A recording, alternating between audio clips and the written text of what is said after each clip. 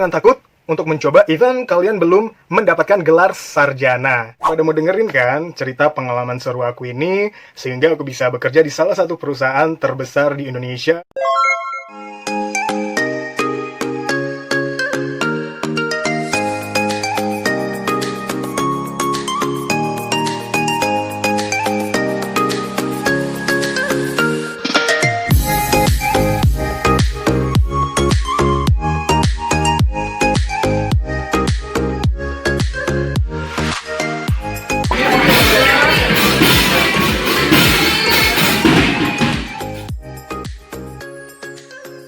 Oh halo gengs, udah pada ngopi belum? Kalau belum, yaudah kita ngopi sama-sama yuk.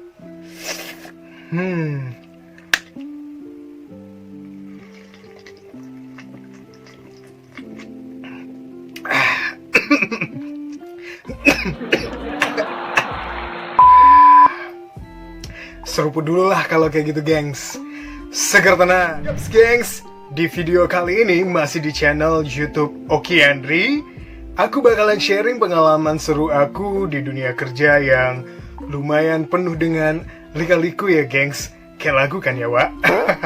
Tapi ternyata gak bakalan aku puterin kok lagunya. Please sebelumnya, bantu aku dong buat channel YouTube Oki Andri lebih berkembang lagi dengan subscribe, like, comment, and share ya gengs. Supaya akunya itu semangat terus buat bikin konten-konten yang menarik. Well, di video kali ini tuh masih seputaran dunia kerja dan gimana sih caranya mudah dapat kerja even kamu adalah lulusan SMA. Atau kamu tahu gak sih kalau orang-orang sukses di luar sana itu banyak banget yang bahkan gak sekolah tinggi alias gak tamat sekolah gengs. Tapi jangan insecure dulu ya buat yang pada udah sarjana, karena rezeki orang itu kan siapa yang tahu ya kan, berbeda-beda gengs, udah ada penempatannya masing-masing. Oke lah kalau gitu gengs, ini cerita dikit nih ya soal pengalaman dan juga perjalanan aku di dunia kerja di usia yang masih terbilang muda ini. Nah, aku itu start kerja di tahun 2014, usia aku masih sekitaran 19 ke 20 tahun. Nah, menurut aku itu tuh udah lumayan menjelajah kemana-mana gengs. Mulai dari jadi pramuniaga toko, pramuniaga di mall, jaga-jaga sepatu, terus aku jadi dagang buah, SPB tenan juga, bagian promotor, sampai aku bisa jadi scriptwriter dan juga penyiar radio, presenter TV, dan sembari jalan itu aku jadi asisten dosen yang finally, alhamdulillah wa syukurillah aku bisa bekerja di kantoran alias di perusahaan swasta yang mereka itu bergerak di bidang keuangan gengs. Let's say di bank logo biru lah ya. Nah, tahun 2014 itu aku coba-coba buat masukin lamaran dan juga apply job application di bank logo biru ini. Di saat yang bersamaan juga aku itu masih freelance di salah satu radio swasta di kota Tanjung Pinang.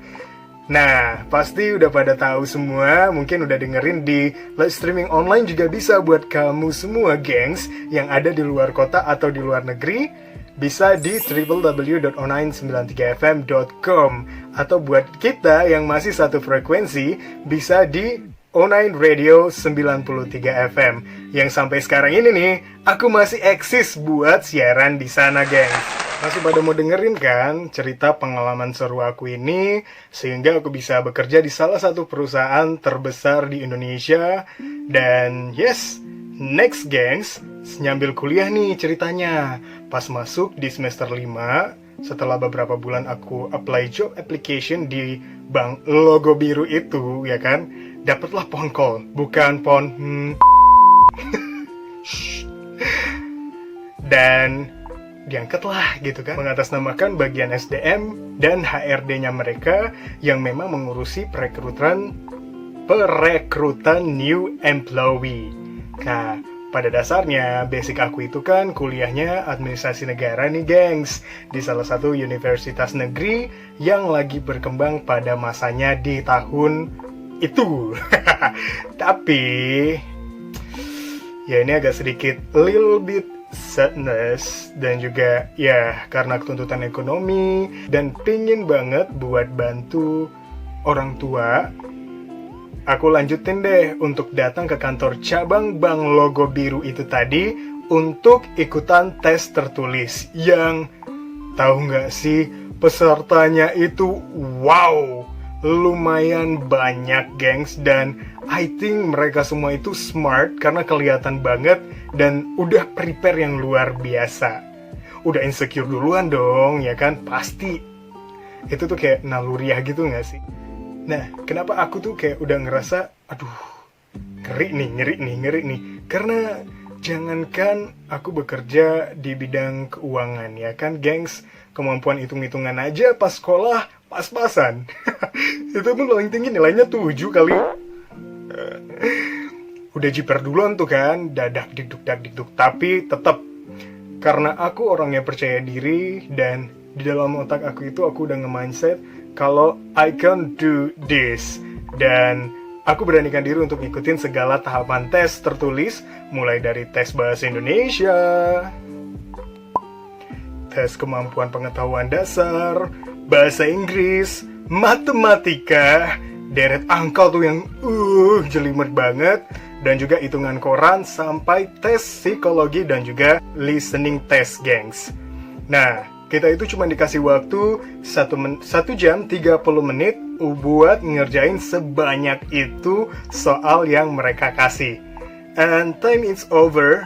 Ada satu hal yang aku ingat saat itu, di first impression aku ketemu dengan pimpinannya yang memang dia tuh nggak ngasih tahu kalau beliau adalah pimpinan, karena beliau tuh nyamar jadi karyawan biasa gitu. Tapi karena aku memang orangnya emang dari dulu tuh kayak menjunjung tinggi sopan dan santun, aku bantu dong untuk ngumpulin berkas-berkas new employee tadi dan juga nyerahin ke HR yang bertugas di tes tertulis pada waktu itu.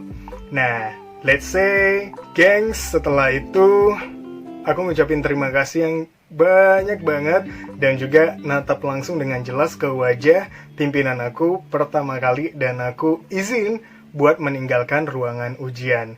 Dan aku nggak tahu, di situ tuh aku kayak ngerasa udah ada something yang ngebuat seorang pimpinan tadi itu merasa tertarik dengan aku. Udah pede gitu kan ya, keterima nih. Ups, tapi aku nggak bakal cerita detail di video kali ini soal gimana aku bisa lolos di bank logo biru itu tadi ya, gengs. Karena masih panjang banget prosesnya, maybe on the next video ya. Oke, di video kali ini aku pengen sharing ke gengs semua kalau untuk mudah cari kerja itu emang sih ya butuh keterampilan, kepintaran, IQ, dan juga smart. Yang baik adalah orang yang kita pikir bakalan mudah untuk mendapatkan sebuah posisi di perusahaan yang bagus. But it doesn't matter, guys, apabila if you don't have soft skill, gengs. Well, gimana sih caranya aku bisa kayak mengerti soal soft skill dan lain sebagainya? Nah, itu tuh aku kebetulan banget dikasih kesempatan buat ngebaca buku ini. Nah, buku ini, gengs, itu tuh aku baca udah sampai part yang mengembangkan sikap dan perilaku positif di kantor. And I say thanks so much untuk sukses dalam dunia kerja dengan soft skill, karyanya Rico Victory SPSI dan juga rekan-rekan. Nah, di buku ini tuh kalian bakalan dapet gimana sih caranya untuk branding yourself, terus juga ngebangun diri kamu itu kayak gimana sebenarnya, pribadinya yang baik itu bagaimana, kayak gitu kan, gengs. Ya, soft skill itu kalau menurut aku penting banget. Kenapa aku bilang kayak gitu? Karena beberapa kali itu aku coba untuk memahami situasi kerja di kantor aku ini dan juga pribadi aku sendiri selama bekerja pastinya.